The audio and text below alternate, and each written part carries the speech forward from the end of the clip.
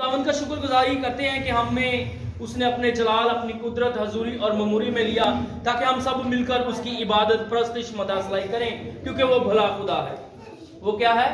वो भला खुदा है और हमारी जिंदगी में भलाई को पैदा करता है। हम अपने खुदावंद की शुक्रगुजारी करेंगे। आज हम सीखेंगे कलाम मुकद्दस में से नाफरमानी के बारे में। बहुत सारी ऐसी नाफरमानियां इंसान की जिंदगी में होती हैं कि जो उसे ज़ाहिरी तौर पर मालूम हो रही होती हैं। उसे पता चल रहा होता है कि ये मैंने नाफरमानी की है, ये मैंने गुनाह किया है, जिसकी वजह से बीमारी, मुसीबत, परेशानी, दुखों में मैं घिर चुका हूं। इंसान को पता चलता है कि नहीं चलता? लेकिन कुछ नाफरमानियां ऐसी होती हैं जो हम कर रहे होते हैं लेकिन हमें पता नहीं होता। जो हम कर रहे होते हैं लेकिन हमें पता नहीं होता। मैं एक चैप्टर पढ़ रहा था बाइबल मुकद्दस में से, पौलुस रसूल का लिखा हुआ खत फिलमोन के नाम। एक ही चैप्टर है, एक ही सफे पर यह मबनी चैप्टर है और बड़ा खूबसूरत चैप्टर है। मैं बूढ़े रसूल की मोहब्बत अपने उस हम खिदमत भाई के लिए देख रहा था कि फिलमोन जो ईमानदार मसीही है, जिसका घराना ईमानदार मसीही है, खुदा से मोहब्बत करने वाला है, खुदा के आइन पर चलने वाला है, उसके कलाम को अपनी जिंदगी में रखने वाला है। और यह चैप्टर पौलुस रसूल ने कैद की हालत में अपने बंदा को लिखा। देखिएगा, पौलुस रसूल है कैद में, लेकिन वो जानता है कि फिलमोन जिसकी जिंदगी में खुदावंद का, यीशु मसीह का कलाम, यीशु मसीह अपनी कुदरत रखता है और वो उसके आइन पर चलता है, तो मैं क्यों ना ये जेल ही में बैठा हुआ, कैद की हालत में ही बैठा हुआ उसे खत लिखूं। और तरबियत कर रहा है। क्या कर रहा है? तरबियत कर रहा है। बाज औकात हमारे माँ बाप, हमारे बहन भाई, हमारे चर्च लीडर हमें तरबियत कर रहे होते हैं, लेकिन हम उन्हें नाचीज समझते हैं, हकीर समझते हैं। ऐसा है कि नहीं है? बहुत दफा ऐसा होता है, हम उसे अनदेखा कर देते हैं। लेकिन पौलुस रसूल ने जब यह खत लिखा, फिलमोन का एक मुलाजिम है, एक गुलाम है, वो भी जेल में ही है, वो भी जेल में ही है। जेल में बैठा हुआ पौलुस रसूल, जेल में बैठा हुआ वो मुलाजिम जिसकी सिफारिश कर रहा है बाहर बैठे हुए ईमानदार शख्स को। आप गौर करें कि अगर कोई जेल में बैठा हुआ इंसान हमें तरबियत कर रहा हो तो हम उसकी बात को मानेंगे? कभी नहीं मानेंगे, कभी नहीं मानेंगे। कहेंगे कि खुद तो जेल में बैठा हुआ है, पता नहीं किन बीमारियों में या किन गुनाहों की सजा तुझे मिल रही है, तो तेरी मैं बात पर किस तरह से ध्यान लगाऊं? ऐसा होता है कि नहीं होता? लेकिन यह पौलुस रसूल जो है, ये बूढ़ा रसूल जो है, बुजुर्गी के आलम में है, लेकिन है कैद में। किसी वजह से फिलमोन ने अपने शागिर्द को वहां से अपने आप पास से निकाल दिया। लेकिन मैं यहां पर सीखता हूं कि वफादारी, कि उसने फिलमोन को खत लिखा, फिलमोन ने उसकी बात पर अमल किया और ये उसने खास तौर पर कहा है कि तेरा नौकर, तेरा गुलाम जो मुझसे गुलामी की हालत में, कैद की हालत में पैदा हुआ है, यानी कि मैं भी कैद में हूं। ये गैर मजहब से तल्लुक रखने वाला था, गैर कौम से था, लेकिन मैंने यीशु मसीह की खुशखबरी इसकी जिंदगी में रखी। अब ये मसीही हो गया, अब ये मसीही हो गया। इसे मैं वापस तेरे पास भेज रहा हूं, इसे वापस मैं तेरे पास भेज रहा हूं, तो इसकी जिंदगी पर गौर कर। अब ये गैर ईमानदार नहीं रहा, बल्कि जिस तरह से तू ईमानदार है, तू मसीही है, ये भी मसीही बन चुका है। लेकिन मैं इसे तेरे पास भेज रहा हूं, इसे तू वापस अपना नौकर या गुलाम समझ के ना रख, बल्कि क्या कर, अपना बेटा अपना भाई मानकर इसे अपने पास रख ले। ये खुदा का बंदा कह रहा है, खुदा का खादम कह रहा है, कैद की हालत में कह रहा है। तो फलमून ने मानी होगी बात, कि नहीं मानी होगी? फलमून ने बात मानी, उसने उसे रखा। लेकिन आज हम यही बात सीखने वाले हैं कि बाज़ औक़ात नबी, पैगंबर, रसूल हमसे कह रहे होते हैं, हमें सिखा रहे होते हैं, लेकिन हम सीख नहीं रहे होते। कौम बनी इस्राइल का पहला बादशाह कौन था? साउल बादशाह था। साउल ने अपनी जिंदगी में 3 नाफरमानियां की। 3 क्या की? नाफरमानियां की। आज हम उसी पर गौर करने वाले हैं। 3 नाफरमानियां की, और उन 3 नाफरमानियों के वसीला से खुदा ने उससे उसकी बादशाही, जिस तख्त पर उसे बैठाया था, जो उसे रुतबा दिया था, उस रुतबे से उसे नीचे गिरा दिया। मेरे साथ निकालिएगा सैमुअल की किताब, पहला सैमुअल, उसका 13वां बाब और 11वीं आयत से हम पढ़ेंगे। पहली नाफरमानी उसने क्या की है, यह सीखेंगे आज हम कलाम मुकद्दस में से। है खुदा का मुंतखब किया हुआ बादशाह। खुदा ने अपने बंदा सैमुअल से कहा कि जा साउल को मसा कर, अब मैं उसे कौम बनी इस्राइल का बादशाह बनाऊंगा और उसे तख्त नशी करूंगा। खुदा ने उसे मसा किया है, खुदा ने उसे चुना है, लेकिन अब देखेंगे कि उसने नाफरमानियां क्या की, जिन नाफरमानियों के वसीला से तख्त से नीचे उसे गिरा दिया गया, उससे बादशाही ले ली गई। जी, पहला सैमुअल उसका 13वां बाब और 11वीं आयत से लेकर 13वीं आयत तक हम मुतालिया करेंगे। सैमुअल ने पूछा कि तूने क्या किया? सैमुअल साउल से पूछ रहा है कि तूने क्या किया है। जी, साउल ने जवाब दिया कि जब मैंने देखा कि लोग मेरे पास से इधर उधर हो गए, तो तू ठहराए हुए दिनों के अंदर नहीं आया और फलस्ती मकमास में जमा हो गए हैं। तो मैंने सोचा कि फलस्ती जलजाल में मुझ पर आ पड़ेंगे, और मैंने खुदावंद के कर्म के लिए अब तक दुआ भी नहीं की है, इसलिए मैंने मजबूर होकर सोखनी कुर्बानी गुजरानी। सैमुअल ने साउल से कहा, तूने बेवकूफी की, तूने खुदावंद अपने खुदा के हुक्म को जो उसने दिया नहीं माना, तुझे दिया नहीं माना, वरना खुदावंद तेरी सल्तनत बनी इस्राइल में हमेशा तक कायम रखता। आमीन। बड़ी खूबसूरत बात है। यहां पर सोचने वाली बात भी आप कहेंगे कि पादरी साहब उसने गलत क्या किया है? की तो उसने इबादत है, की तो उसने प्रस्तिश है, की तो उसने शुक्रगुजारी है, लेकिन नाफरमानी किस तरह से हो गई? क्योंकि शरीयत के अंदर शुक्रगुजारी, ज़बिये और कुर्बानियां जो थी वो काहिन को ही फर्ज था कि सरदार काहिन ही उसे करे, काहिनों पर ही ये फर्ज था। उसने सैमुअल नबी का इंतजार नहीं किया, जबकि उसे पता है कि मेरा दुश्मन मेरे बरखिलाफ खैमाजन हो चुका है, मेरे खिलाफ आ खड़ा हुआ है और वो मुझ पर हमला कर देगा। ये उसे पता है, शरीयत के हकाम भी उसे पता है, लेकिन डर और खौफ में उसने क्या किया? जल्दी जल्दी से उसने क्या कर दी? कुर्बान गाह पर कुर्बानी कर दी, ज़बा कर दिया बैल या बछड़े को। जो भी उसने किया, उसने ये पहली नाफरमानी की। उसने खुदा के हुक्म को तोड़ा। खुदा ने उसे बादशाह मुंतखब किया था, ना कि काहिन।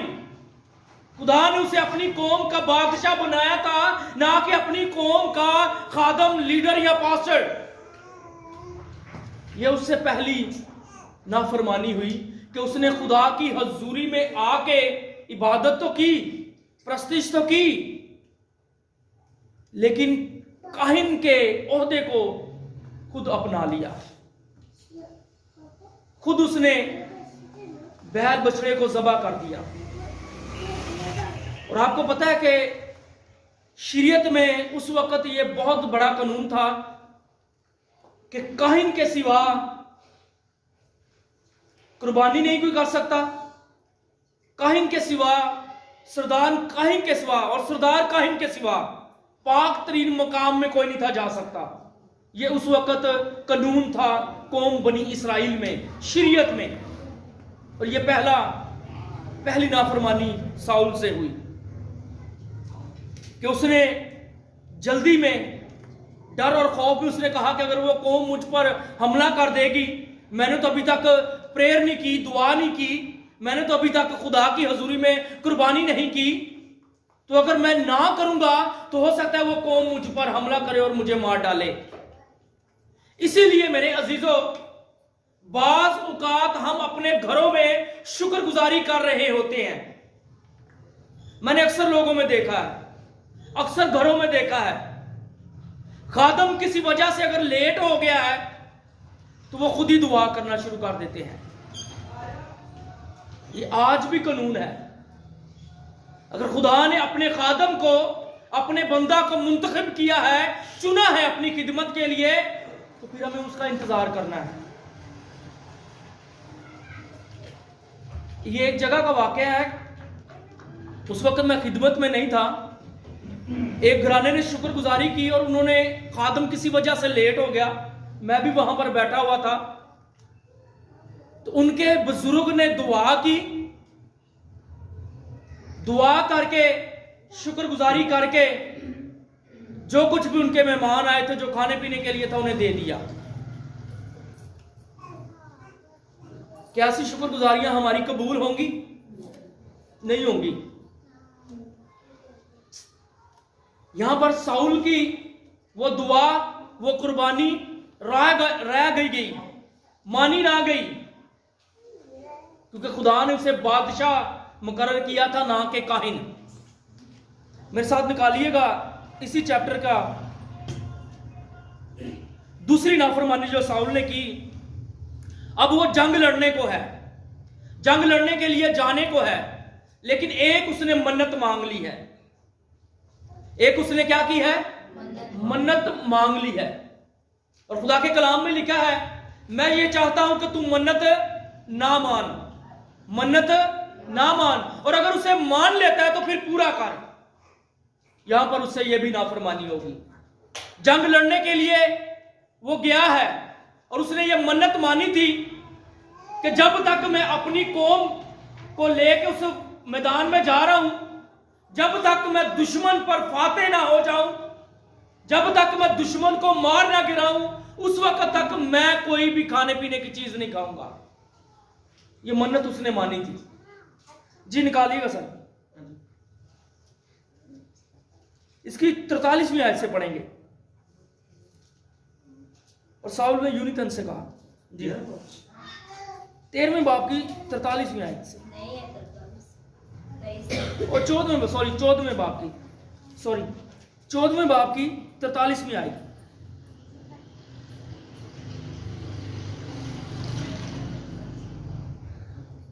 और साउल ने यूनतन से कहा, मुझे बता कि तूने क्या किया है।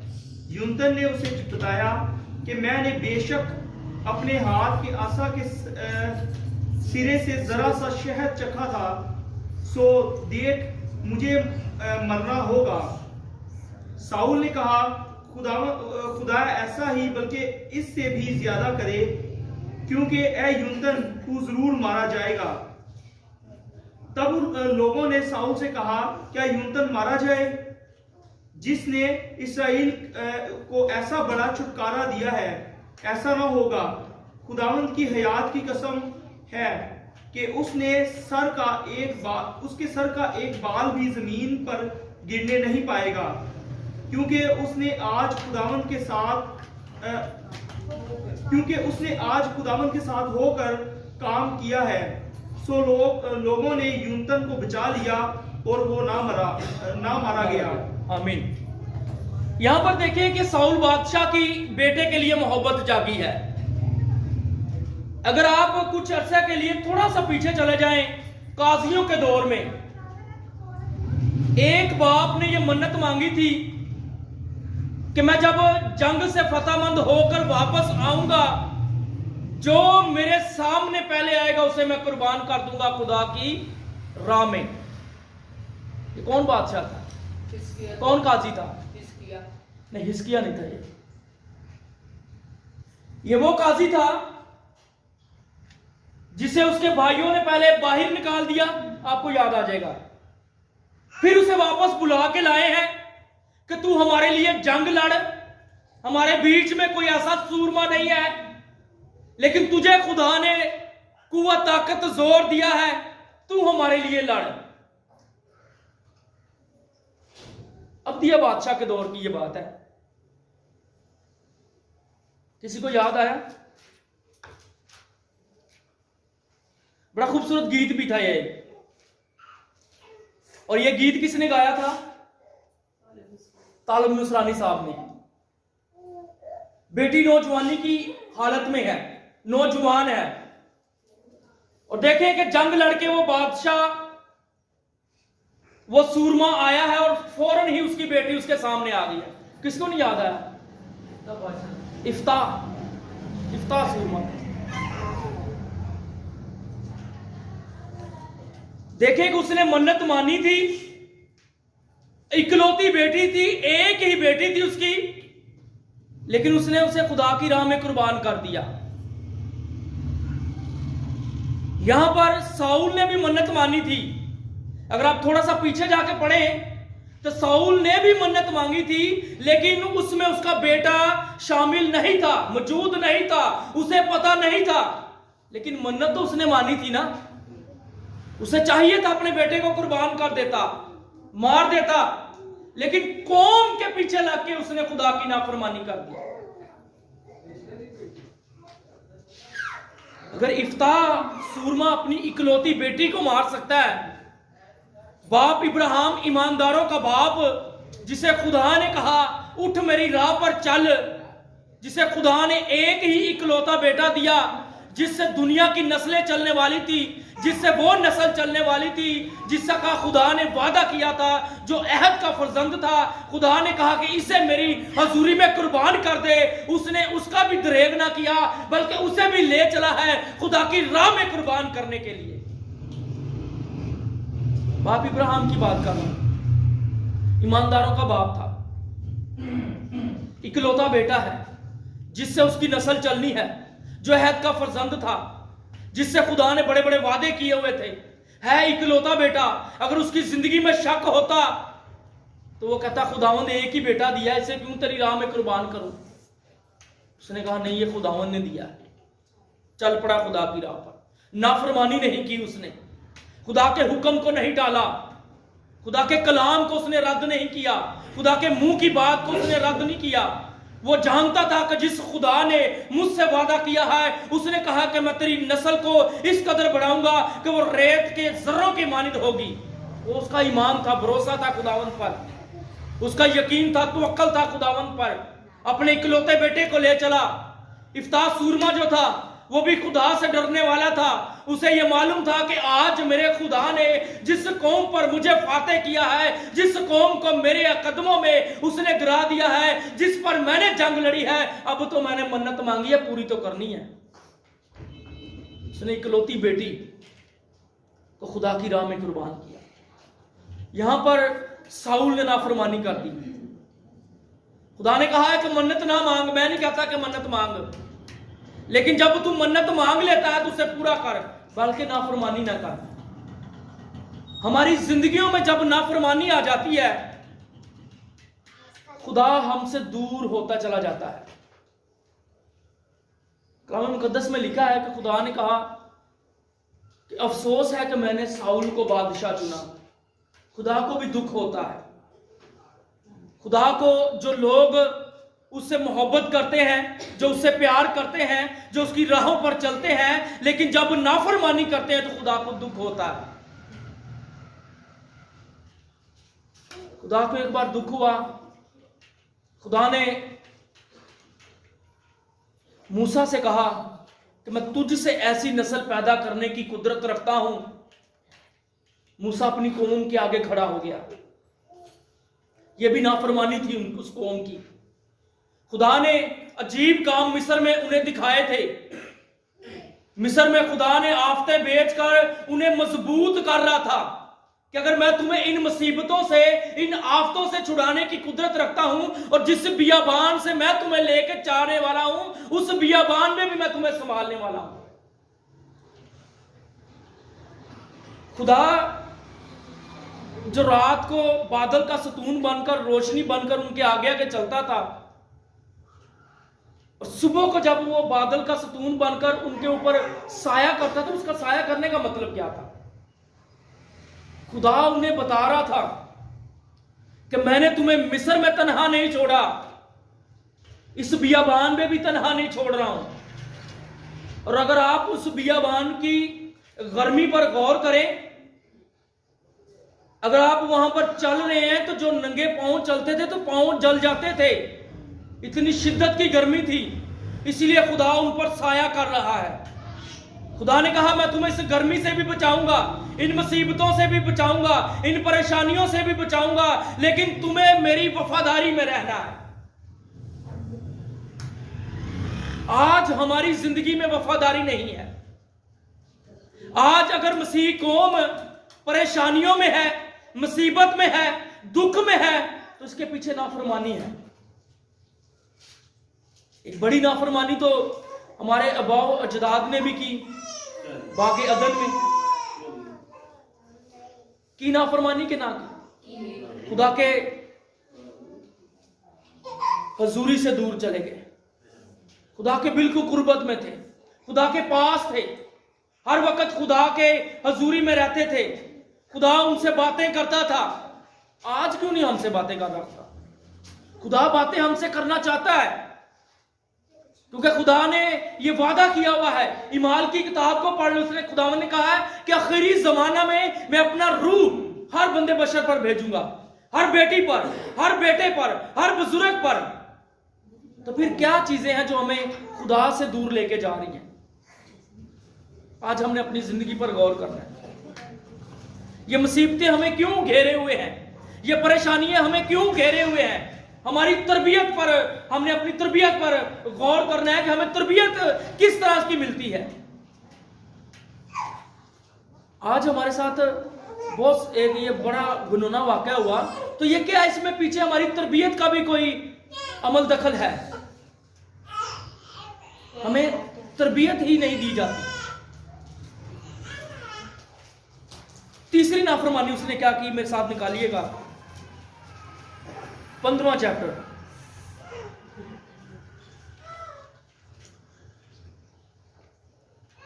पहला सैमुएल उसका 15वां बाब 23वीं आयत से पढ़ेंगे।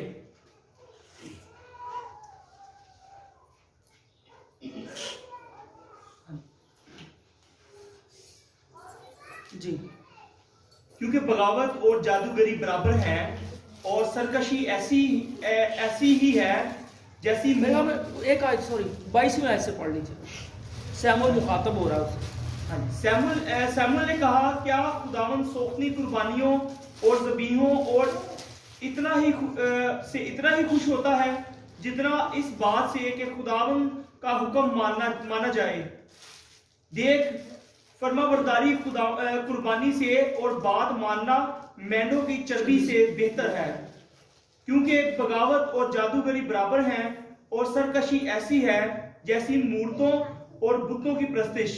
सो चूंकि तूने खुदावंद के हुक्म को रद्द किया है, इसलिए उसने भी तुझे रद्द किया है कि बादशाह ना रहे।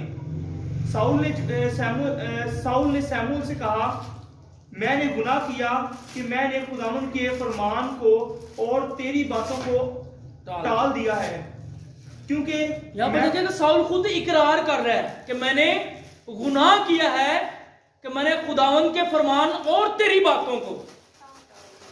खुदा ने अपने बंदा सैमुएल से कहा, सैमुएल ने जाके साउल को बताया, तो साउल ने सैमुएल की बातों को भी टाल दिया, रद्द कर दिया, खुदा के बंदे की बातों को भी नहीं माना। और ये बात क्या थी जिस वजह से खुदा नाराज हो गया उससे? ये जब तीसरी नाफरमानी हुई, खुदा उसे पिछली 2 नाफरमानियां मुआफ भी कर देता। ये नाफरमानी मुआफी के लायक ना थी। ये वो वाकया है जब कौम बनी इसराइल बियाबानों में आ रही थी। अमलाकियों की कौम को आप जानते होंगे, बाइबल मुकद्दस में आपने पढ़ा होगा। अमलाकियों ने कौम बनी इसराइल को मुसीबत और परेशानी की हालत में उनका सामना किया और जंग लड़ी। कब जंग लड़ी? जब आपको भी याद आ जाएगा, जब इसराइल कौम जंग लड़ रही थी, वो हार भी जाती थी, जीतना भी शुरू कर देती थी। वाकया क्या हुआ था? बड़ा खूबसूरत वाकया था वहां का। बुजुर्ग मूसा जो है वो पहाड़ पर चढ़ा और अपने दोनों हाथों को उसने आसमान की तरफ उठाया हुआ है। तो कौम बनी इसराइल को क्या मिल रही है? कुव्वत, ताकत, जोर मिल रहा है। यूं ही जब उसके हाथ थक जाते, वो नीचे करता, तो कौम बनी इसराइल पर वो कौम हमला कर देती, वो उस पर फाते होना शुरू हो जाती। याद आया आपको? आगे याद ना है?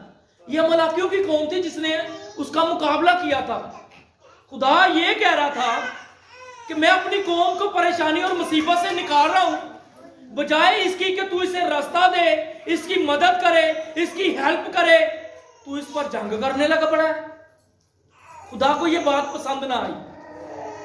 खुदा ने कहा अच्छा कोई बात नहीं, यहां पर तो मैं अपनी कौम को फाते बनाऊंगा, यहां पर तो ये जंग जीत लेंगे, लेकिन एक वक्त ऐसा आएगा कि तेरी नस्ल को इस जमीन से मैं मिटा डालूंगा।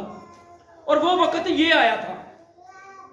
साउल जब बादशाह बना तो खुदा ने कहा कि अब वक्त है, अमलाकियों के पास जा, जंग लड़, उनके छोटे बच्चे से लेके बड़े तक को, यहां तक शीर ख्वार यानी दूध पीने वाले बच्चे को भी तूने मुआफ नहीं करना, उसे भी तलवार से कत्ल कर दे।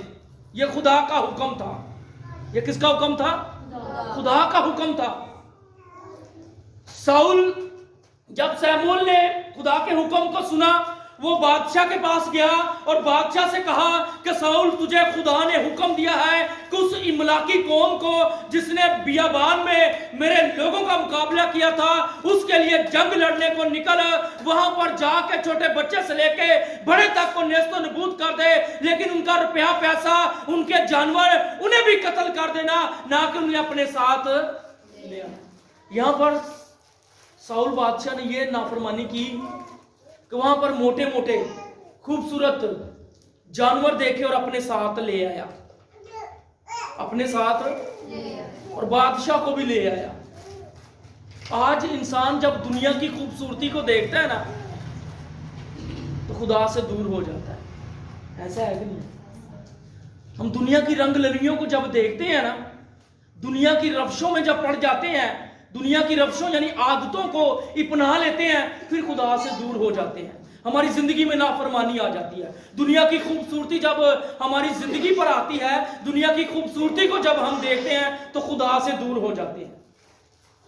यही बात साउल की जिंदगी में हुई। खुदा ने हुक्म दिया है कि दूध पीने वाले बच्चे तक मार डाल, जानवर भी ना उसका बचे, तो तू जानवर भी ले आया उसके। थोड़ा सा और आगे बढ़िएगा सर, यहां से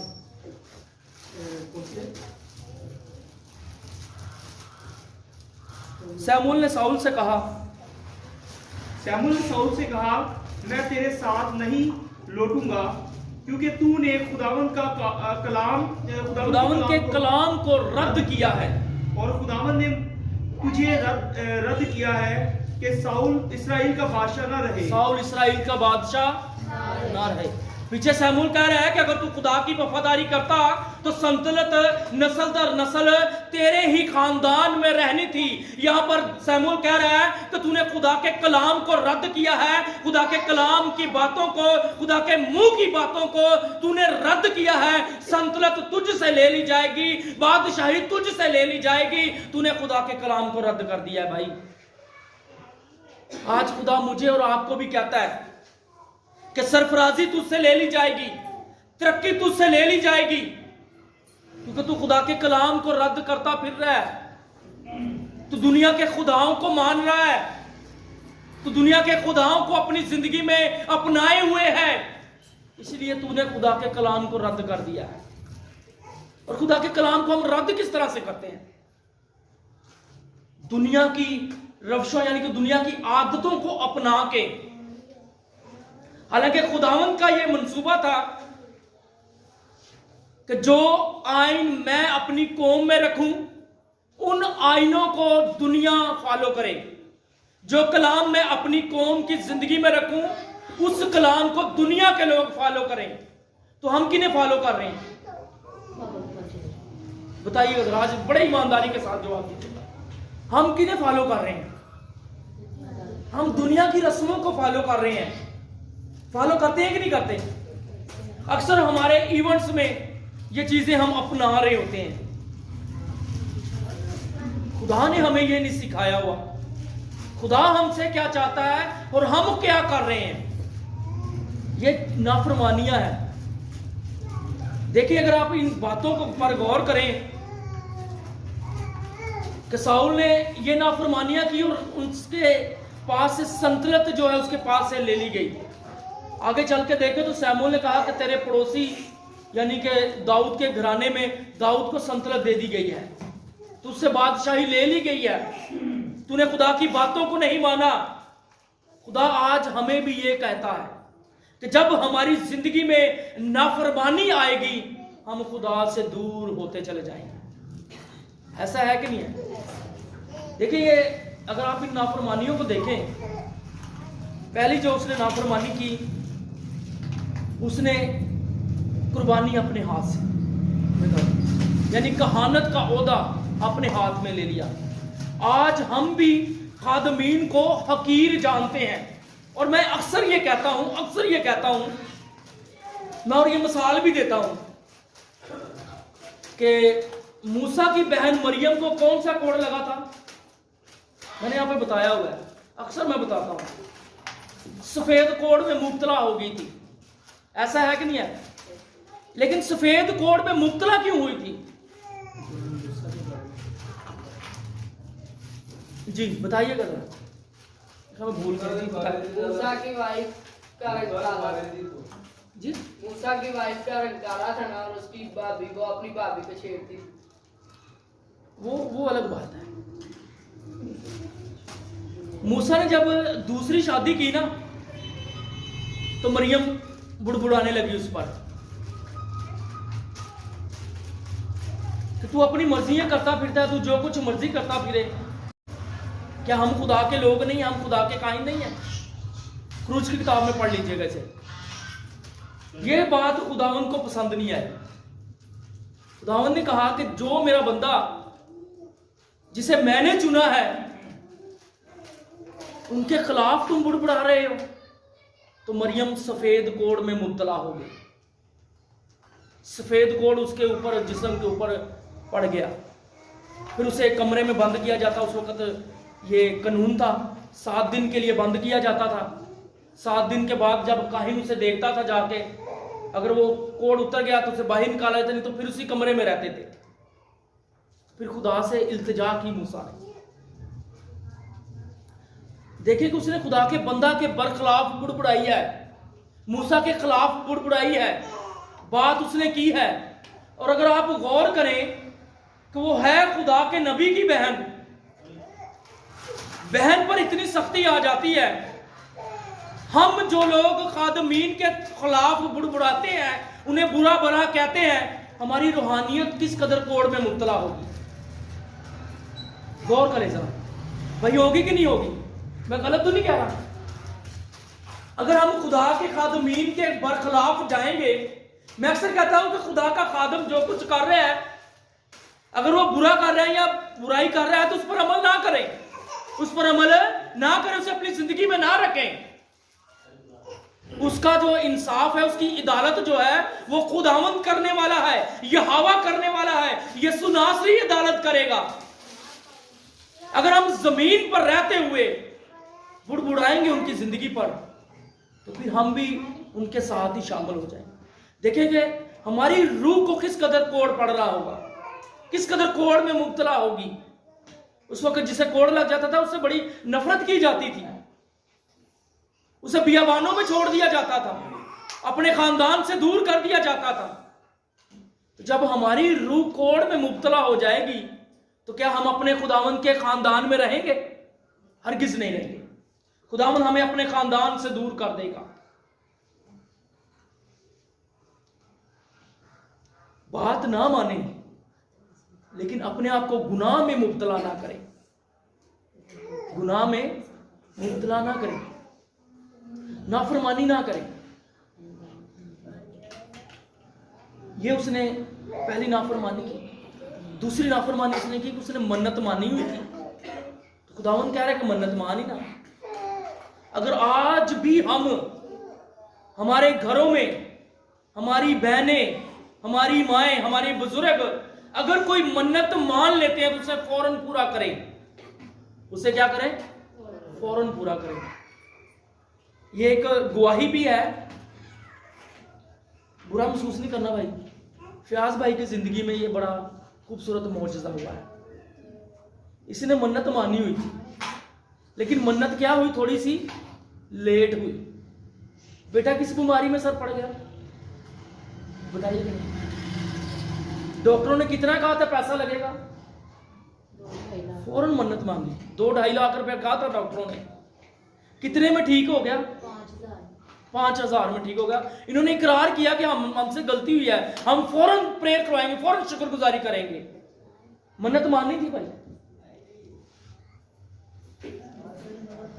ये चीजें जो है ये हमें आज भी खुदा हमें सिखा रहा होता है, लेकिन हम सीख नहीं रहे होते, हम अनदेखा कर रहे होते हैं। खुदा कहता मन्नत मानना यार, मैंने तो फयाज साहब तुझे कहा ही नहीं मन्नत मान।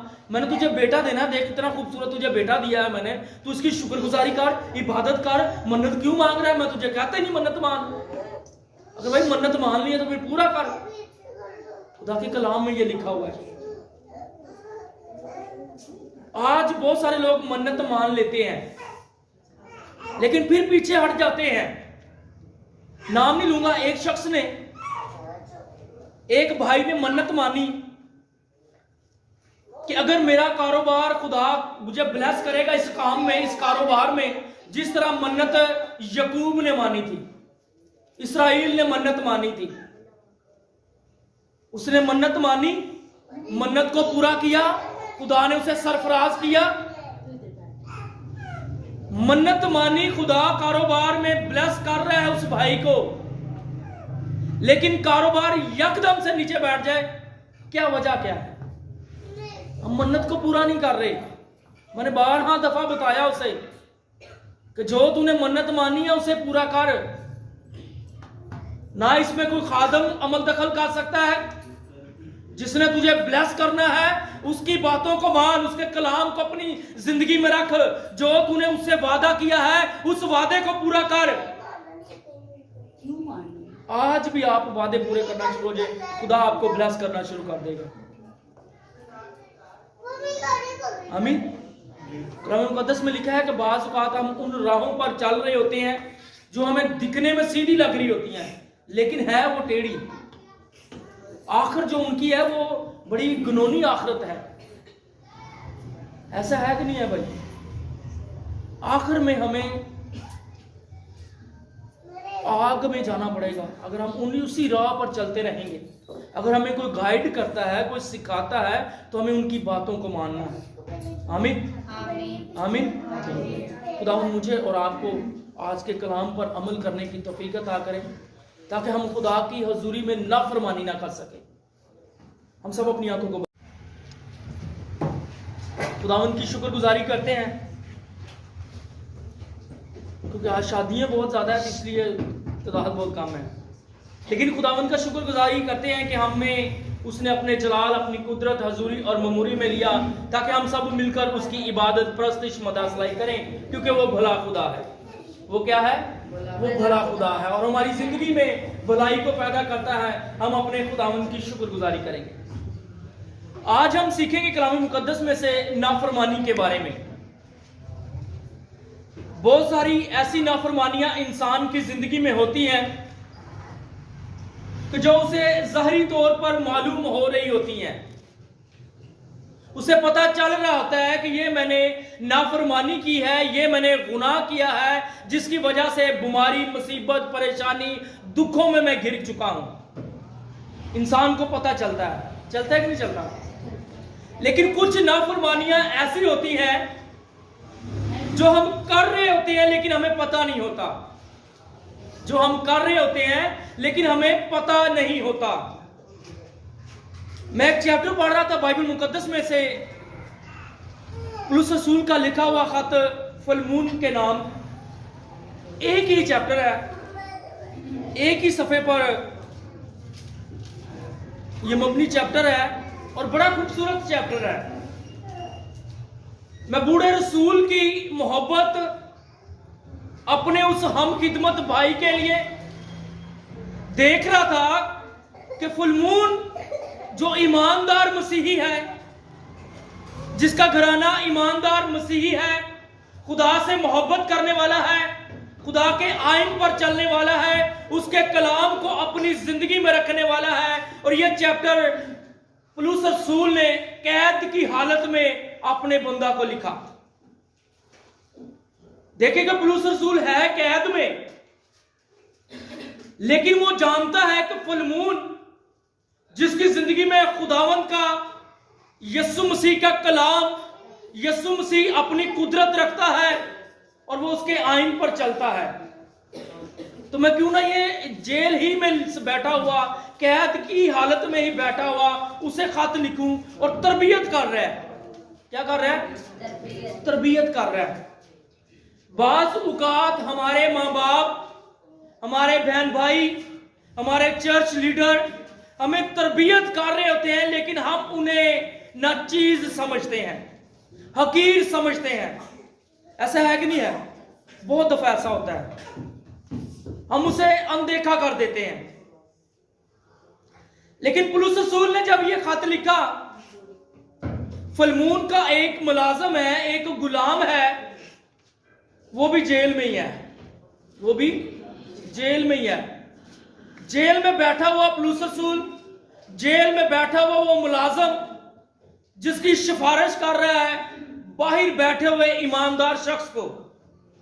आप गौर करें कि अगर कोई जेल में बैठा हुआ इंसान हमें तरबियत कर रहा हो तो हम उसकी बात को मानेंगे? कभी नहीं मानेंगे, कभी नहीं मानेंगे। कहेंगे कि खुद तो जेल में बैठा हुआ है, पता नहीं किन बीमारियों में या किन गुनाहों की सजा तुझे मिल रही है, तो तेरी मैं बात पर किस तरह से ध्यान लगाऊं? ऐसा होता है कि नहीं होता? लेकिन ये पौलुस रसूल जो है, ये बूढ़ा रसूल जो है, बुजुर्गी के आलम में है, लेकिन है कैद में। किसी वजह से फिलमोन ने अपने शागिर्द को वहां से अपने आप पास से निकाल दिया। लेकिन मैं यहां पर सीखता हूं कि वफादारी, कि उसने फिलमोन को खत लिखा, फिलमोन ने उसकी बात पर अमल किया, और ये उसने खास तौर पर कहा है कि तेरा नौकर, तेरा गुलाम जो मुझसे गुलामी की हालत में, कैद की हालत में पैदा हुआ है, यानी कि मैं भी कैद में हूं। ये गैर मजहब से तल्लुक रखने वाला था, गैर कौम से था, लेकिन मैंने यीशु मसीह की खुशखबरी इसकी जिंदगी में रखी। अब ये मसीही हो गया है, अब ये मसीही हो गया है। इसे मैं वापस तेरे पास भेज रहा हूं, इसे वापस मैं तेरे पास भेज रहा हूं। तू इसकी जिंदगी पर गौर कर। अब ये गैर ईमानदार नहीं रहा, बल्कि जिस तरह से तू ईमानदार है, तू मसीही है, ये भी मसीही बन चुका है। लेकिन मैं इसे तेरे पास भेज रहा हूं, इसे तू वापस अपना नौकर या गुलाम समझ के ना रख, बल्कि क्या कर, अपना बेटा, अपना भाई मानकर इसे अपने पास रख ले। ये खुदा का बंदा कह रहा है, खुदा का खादम कह रहा है, कैद की हालत में कह रहा है। तो फिलमोन ने मानी होगी बात, कि नहीं मानी होगी? फिलमोन ने बात मानी, उसने उसे रखा। लेकिन आज हम यही बात सीखने वाले हैं कि बाज़ औक़ात नबी, पैगंबर, रसूल हमसे कह रहे होते हैं, हमें सिखा रहे होते हैं लेकिन हम सीख नहीं रहे होते। कौम बनी इसराइल का पहला बादशाह कौन था? साउल बादशाह था। साउल ने अपनी जिंदगी में 3 नाफरमानियां की। 3 क्या की? नाफरमानियां की। आज हम उसी पर गौर करने वाले हैं। 3 नाफरमानियां की और उन 3 नाफरमानियों के वसीला से खुदा ने उससे उसकी बादशाही, जिस तख्त पर उसे बैठाया था, जो उसे रुतबा दिया था, उस रुतबे से उसे नीचे गिरा दिया। मेरे साथ निकालिएगा सैमुअल की किताब, पहला सैमुअल उसका 13वां बाब और 11वीं आयत से हम पढ़ेंगे। पहली नाफरमानी उसने क्या की है, यह सीखेंगे आज हम कलाम मुकद्दस में से। है खुदा का मुंतखब किया हुआ बादशाह। खुदा ने अपने बंदा सैमुअल से कहा कि जा साउल को मसा कर, अब मैं उसे कौम बनी इसराइल का बादशाह बनाऊंगा और उसे तख्त नशी करूंगा। खुदा ने उसे मसा किया है, खुदा ने उसे चुना है, लेकिन अब देखेंगे कि उसने नाफरमानियां क्या की, जिन नाफरमानियों के वसीला से तख्त से नीचे उसे गिरा दिया गया, उससे बादशाही ले ली गई। जी, पहला सैमुअल उसका 13वां बाब और 11वीं आयत से लेकर 13वीं आयत तक हम मुतालिया करेंगे। सैमुअल ने पूछा कि तूने क्या किया? सैमुअल साउल से पूछ रहा है कि तूने क्या किया है। जी, साउल ने जवाब दिया कि जब मैंने देखा कि लोग मेरे पास से इधर उधर हो गए, तो तू ठहराए हुए दिनों के अंदर नहीं आया और फलस्ती मकमास में जमा हो गए हैं। तो मैंने सोचा कि फलस्ती जलजाल में मुझ पर आ पड़ेंगे, और मैंने खुदावंद के कर्म के लिए अब तक दुआ भी नहीं की है, इसलिए मैंने मजबूर होकर सोखनी कुर्बानी गुजरानी। सैमुअल ने साउल से कहा, तूने बेवकूफी की, तूने खुदावंद अपने खुदा के हुक्म को जो उसने दिया नहीं माना, वरना खुदावंद तेरी सल्तनत बनी इसराइल में हमेशा तक कायम रखता। आमीन। बड़ी खूबसूरत बात है। यहां पर सोचने वाली बात भी आप कहेंगे कि पादरी साहब उसने गलत क्या किया है? की तो उसने इबादत है, की तो उसने प्रस्तिश है, की तो उसने शुक्रगुजारी है, लेकिन नाफरमानी किस तरह से हो गई? क्योंकि शरीयत के अंदर शुक्रगुजारी, ज़बिये और कुर्बानियां जो थी वो काहिन को ही फर्ज था कि सरदार काहिन ही उसे करे। काहिनों पर ही ये फर्ज था।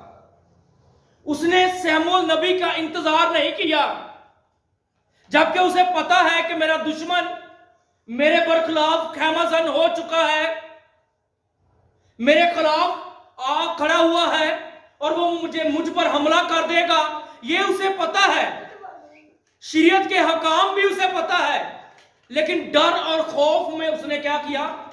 जल्दी जल्दी से उसने क्या कर दी? कुर्बान गाह पर कुर्बानी कर दी, ज़बा कर दिया बैल या बछड़े को, जो भी उसने किया। उसने ये पहली नाफरमानी की। उसने खुदा के हुक्म को तोड़ा। खुदा ने उसे बादशाह मुंतखब किया था, ना कि काहिन।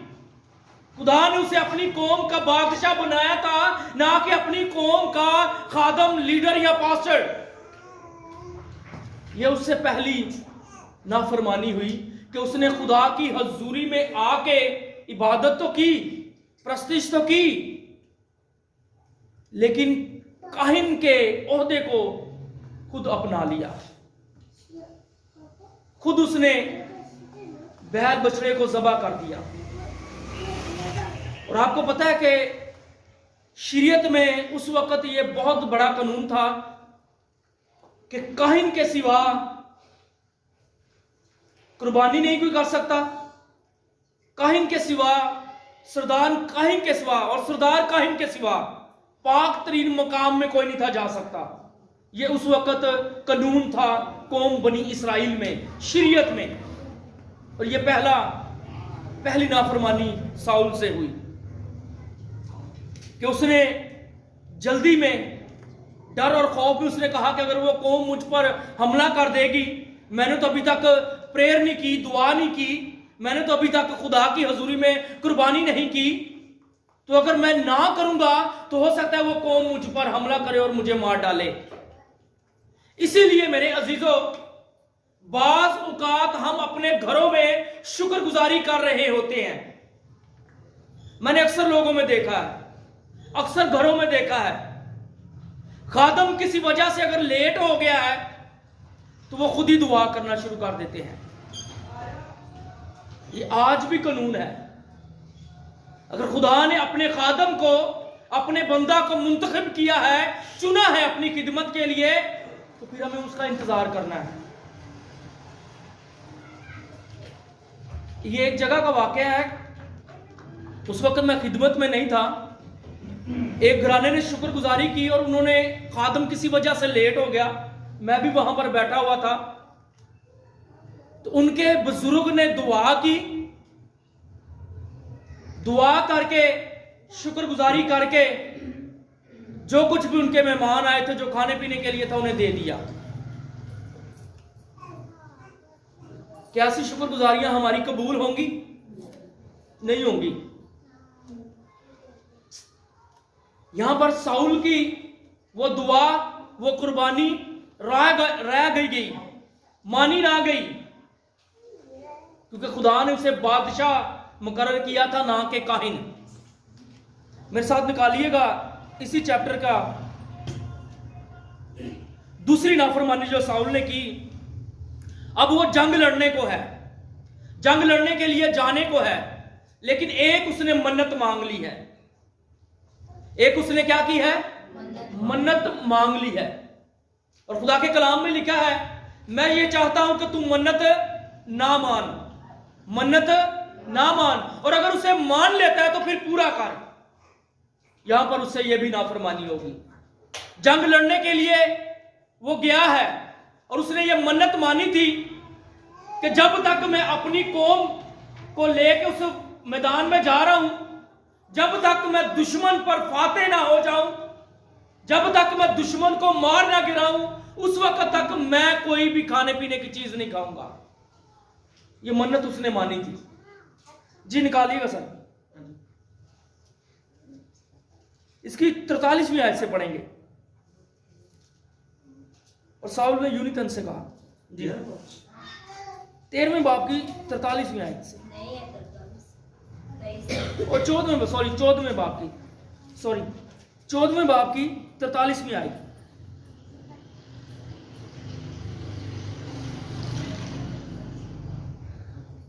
और साउल ने यूनतन से कहा, मुझे बता कि तूने क्या किया है।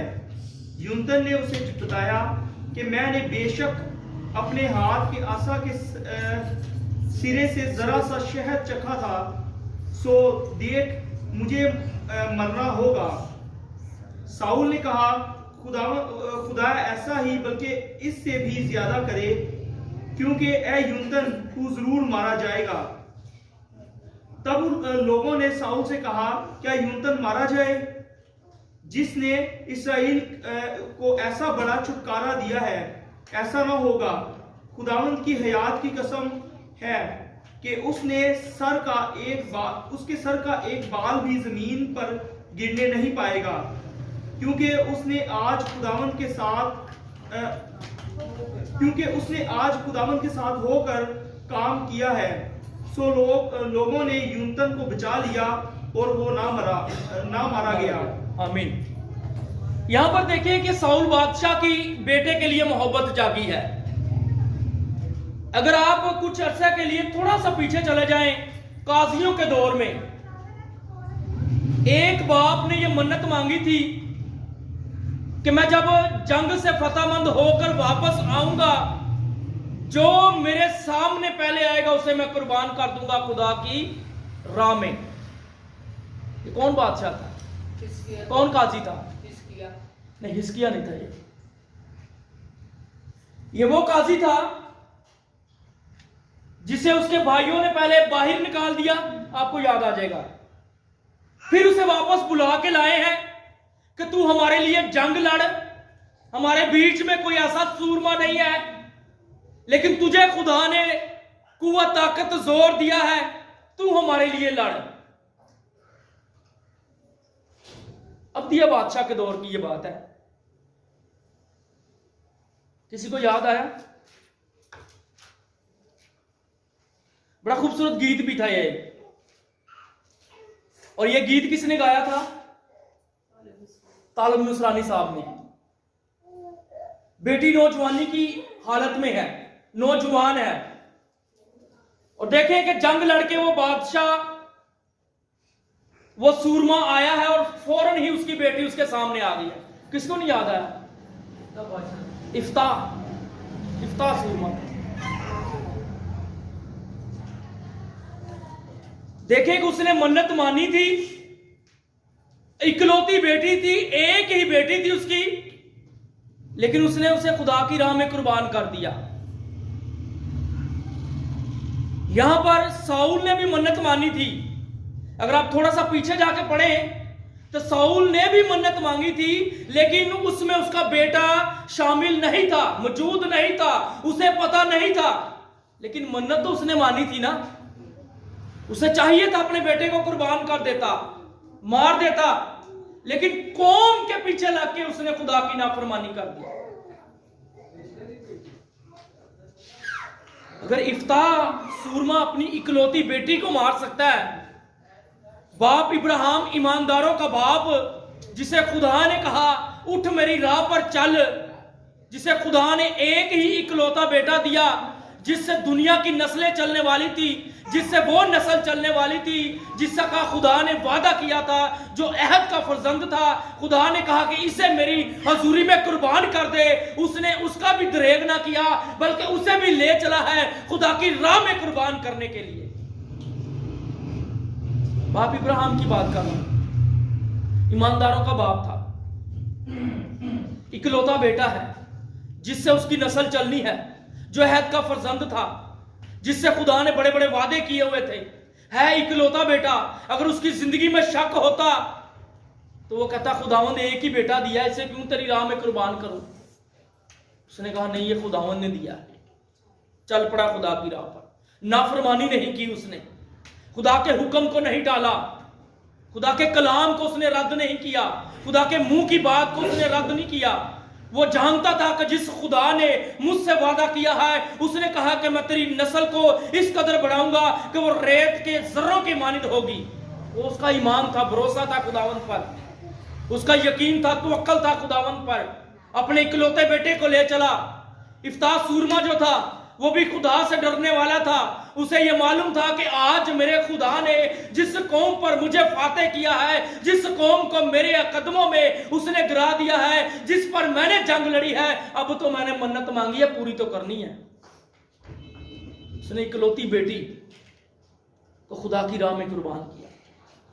यहां पर साउल ने नाफरमानी कर दी। खुदा ने कहा है कि मन्नत ना मांग, मैं नहीं कहता कि मन्नत मांग, लेकिन जब तू मन्नत मांग लेता है तो उसे पूरा कर, बल्कि नाफरमानी ना कर। हमारी जिंदगियों में जब नाफरमानी आ जाती है, खुदा हमसे दूर होता चला जाता है। कलाम मुकद्दस में लिखा है कि खुदा ने कहा कि अफसोस है कि मैंने साउल को बादशाह चुना। खुदा को भी दुख होता है।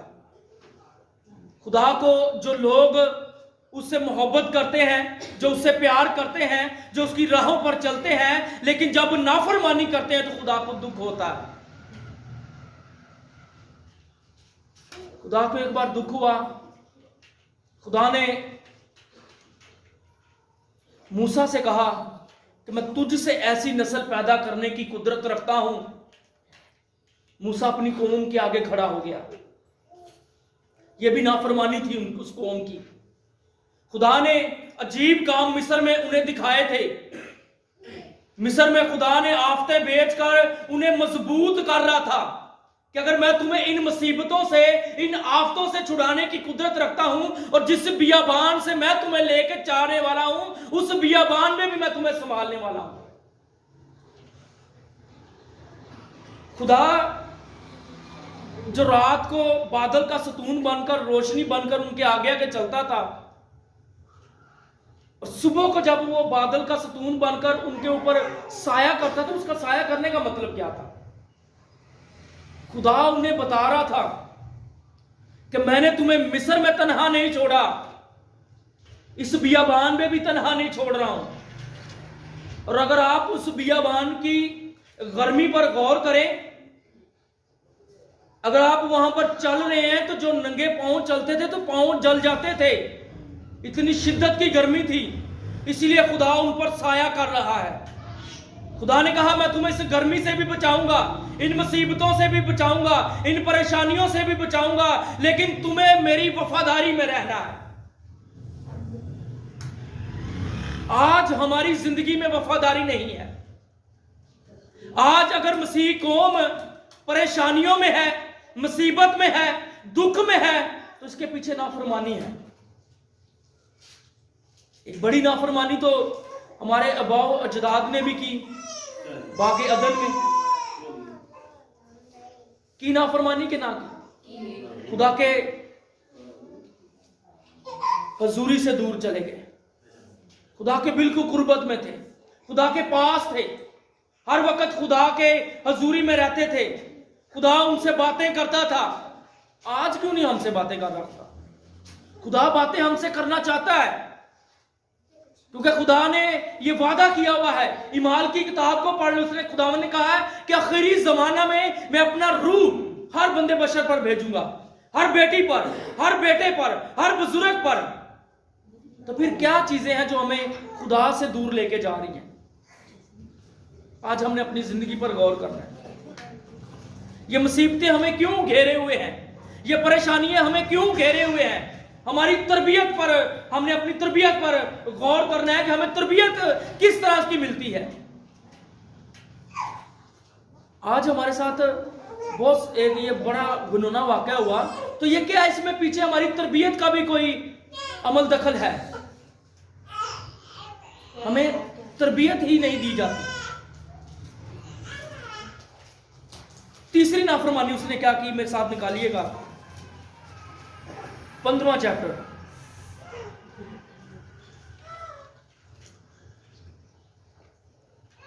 पहला सैमुएल उसका 15वां बाब 23वीं आयत से पढ़ेंगे।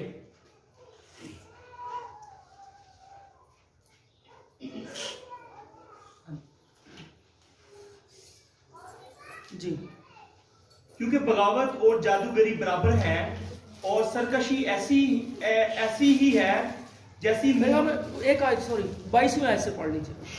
सैमुएल मुखातब हो रहा है उससे। सैमुएल ने कहा, क्या खुदावन सोखनी कुर्बानियों और ज़बीहों और इतना ही खुश होता है जितना इस बात से कि खुदावन का हुक्म माना जाए। देख, फरमाबरदारी कुर्बानी से और बात मानना मेंढों की चर्बी से बेहतर है, क्योंकि बगावत और जादूगरी बराबर हैं और सरकशी ऐसी है जैसी मूर्तों और बुतों की प्रस्तिश। सो चूंकि तूने खुदावन के हुक्म को रद्द किया है, इसलिए उसने भी तुझे रद्द किया है कि बादशाह ना रहे। साउल ने सैमुएल से कहा, मैंने गुनाह किया कि मैंने खुदावन के फरमान को और तेरी बातों को टाल दिया है। क्योंकि यहां पर देखिए साउल खुद इकरार कर रहा है कि मैंने गुनाह किया है, कि मैंने खुदावन के फरमान और तेरी बातों को। खुदा ने अपने बंदा सैमुएल से कहा, सैमुएल ने जाके साउल को बताया, तो साउल ने सैमुएल की बातों को भी टाल दिया, रद्द कर दिया, खुदा के बंदे की बातों को भी नहीं माना। और ये बात क्या थी जिस वजह से खुदा नाराज हो गया उससे? ये जब तीसरी नाफरमानी हुई, खुदा उसे पिछली 2 नाफरमानियां मुआफ भी कर देता। ये नाफरमानी मुआफी के लायक ना थी। ये वो वाकया है जब कौम बनी इसराइल बियाबानों में आ रही थी। अमलाकियों की कौम को आप जानते होंगे, बाइबल मुकद्दस में आपने पढ़ा होगा। अमलाकियों ने कौम बनी इसराइल को मुसीबत और परेशानी की हालत में उनका सामना किया और जंग लड़ी। कब जंग लड़ी? जब आपको भी याद आ जाएगा, जब इसराइल कौम जंग लड़ रही थी, वो हार भी जाती थी, जीतना भी शुरू कर देती थी। वाकया क्या हुआ था? बड़ा खूबसूरत वाकया था वहां पर। बुजुर्ग मूसा जो है वो पहाड़ पर चढ़ा और अपने दोनों हाथों को उसने आसमान की तरफ उठाया हुआ है। तो कौम बनी इसराइल को क्या मिल रही है? कुव्वत, ताकत, जोर मिल रहा है।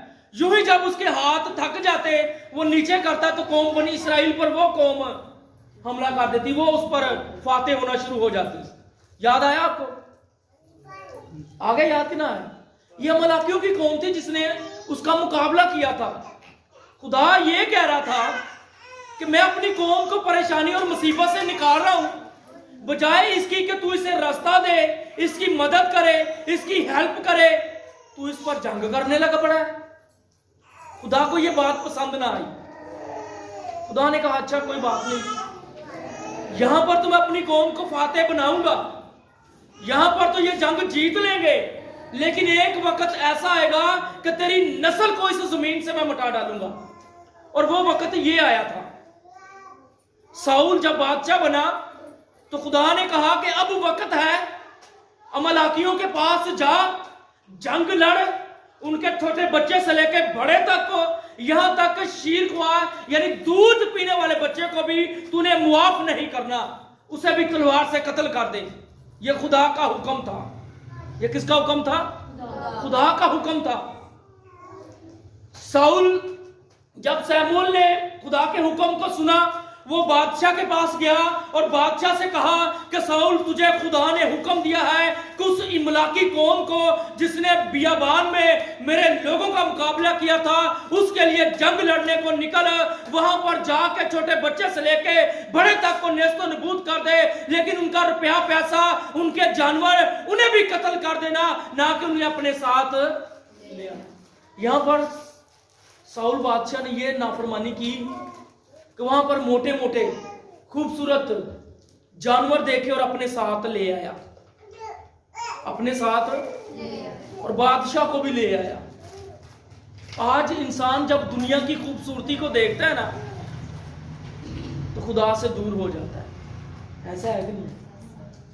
हम दुनिया की रंग लड़ियों को जब देखते हैं ना, दुनिया की रवशों में जब पड़ जाते हैं, दुनिया की रवशों यानी आदतों को अपना लेते हैं, फिर खुदा से दूर हो जाते हैं। हमारी जिंदगी में नाफरमानी आ जाती है। दुनिया की खूबसूरती जब हमारी जिंदगी पर आती है, दुनिया की खूबसूरती को जब हम देखते हैं, तो खुदा से दूर हो जाते हैं। यही बात साउल की जिंदगी में हुई। खुदा ने हुक्म दिया है कि दूध पीने वाले बच्चे तक मार डाल, जानवर भी ना उसका बचे, तो तू जानवर भी ले आया उसके। थोड़ा सा और आगे पढ़िएगा सर, यहां से।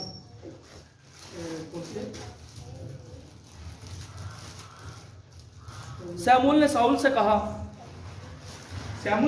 कहा, मैं तेरे साथ नहीं लौटूंगा, क्योंकि तूने खुदावंद का खुदावंद के कलाम को रद्द किया है, और खुदावंद ने तुझे रद्द किया है कि साउल इसराइल का बादशाह ना रहे। साउल इसराइल का बादशाह ना रहे।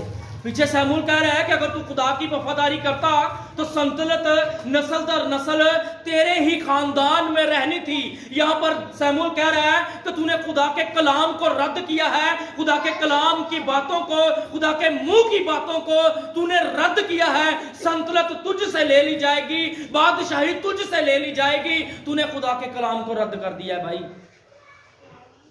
आज खुदा मुझे और आपको भी कहता है कि सरफराजी तुझसे ले ली जाएगी, तरक्की तुझसे ले ली जाएगी, क्योंकि तू खुदा के कलाम को रद्द करता फिर रहा है।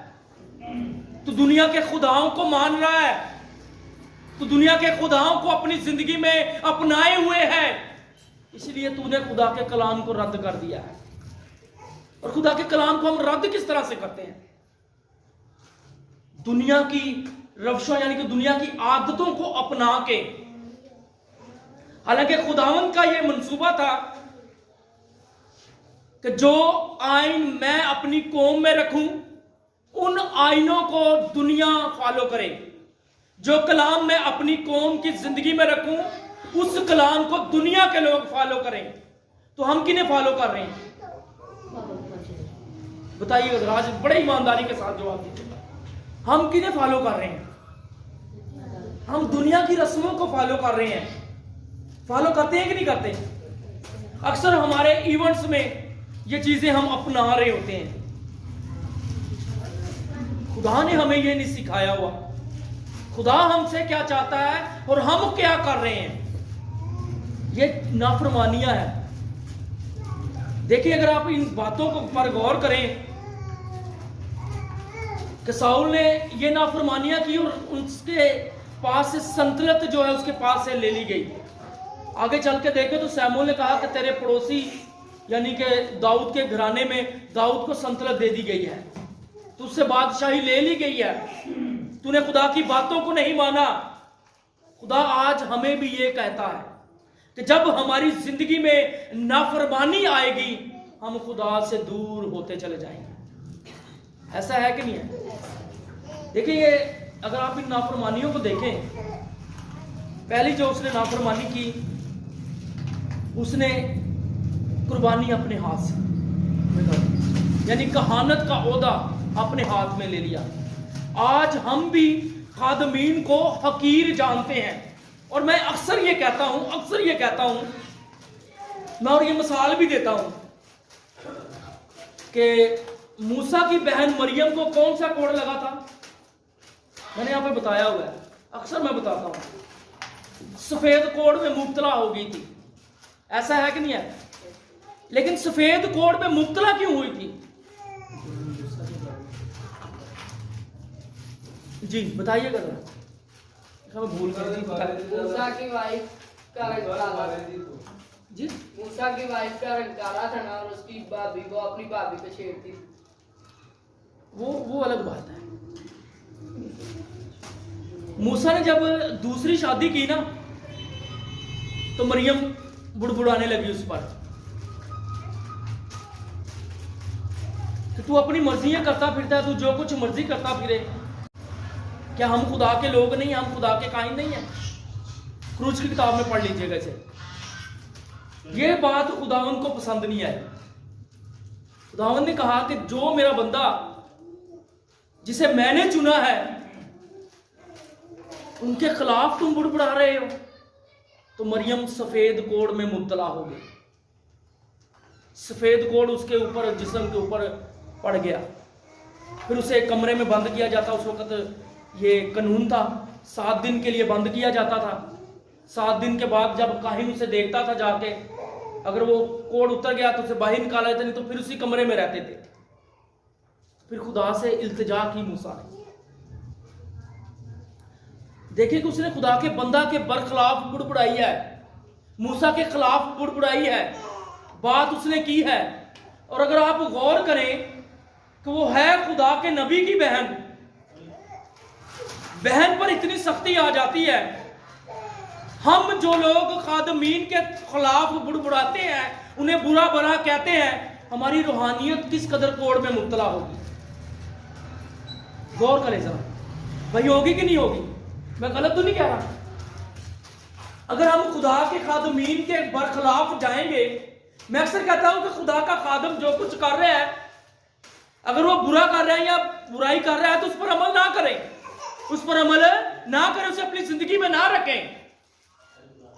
उसका जो इंसाफ है, उसकी इदालत जो है, वो खुदावंद करने वाला है, यहोवा करने वाला है, यीशु नासरी अदालत करेगा। अगर हम जमीन पर रहते हुए बुड़बुड़ाएंगे उनकी जिंदगी पर, तो फिर हम भी उनके साथ ही शामिल हो जाएंगे। देखेंगे हमारी रूह को किस कदर कोड़ पड़ रहा होगा, किस कदर कोड़ में मुब्तला होगी। उस वक्त जिसे कोड़ लग जाता था, उससे बड़ी नफरत की जाती थी, उसे बियाबानों में छोड़ दिया जाता था, अपने खानदान से दूर कर दिया जाता था। तो जब हमारी रूह कोड़ में मुब्तला हो जाएगी, तो क्या हम अपने खुदावंद के खानदान में रहेंगे? हरगिज नहीं रहेंगे। खुदावंद हमें अपने खानदान से दूर कर देगा।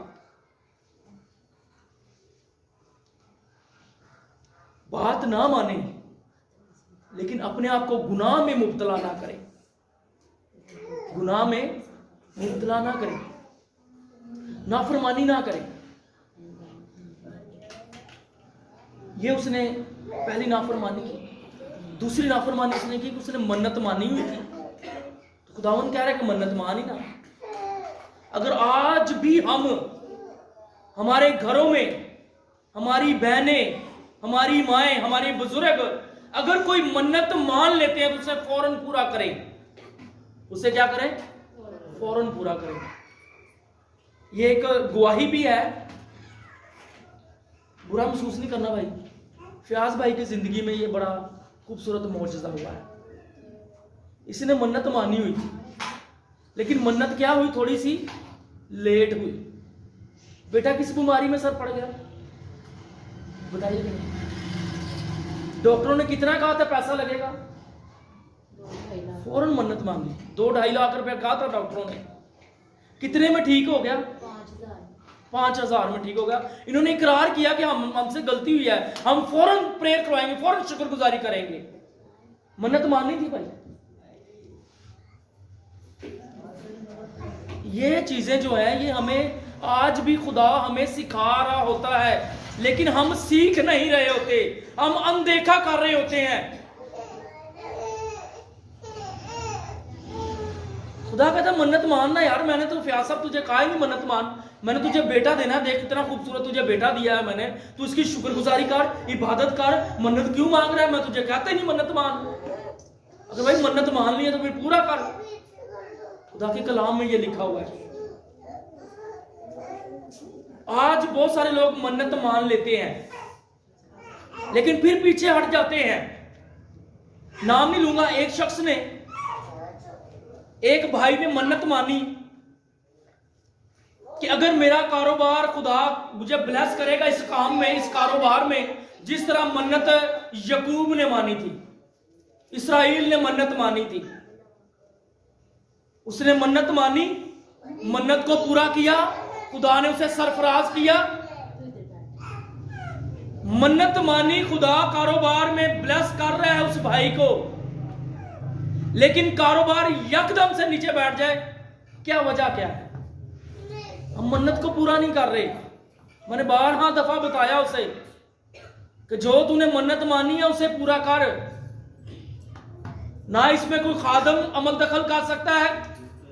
जिसने तुझे ब्लेस करना है उसकी बातों को मान, उसके कलाम को अपनी जिंदगी में रख।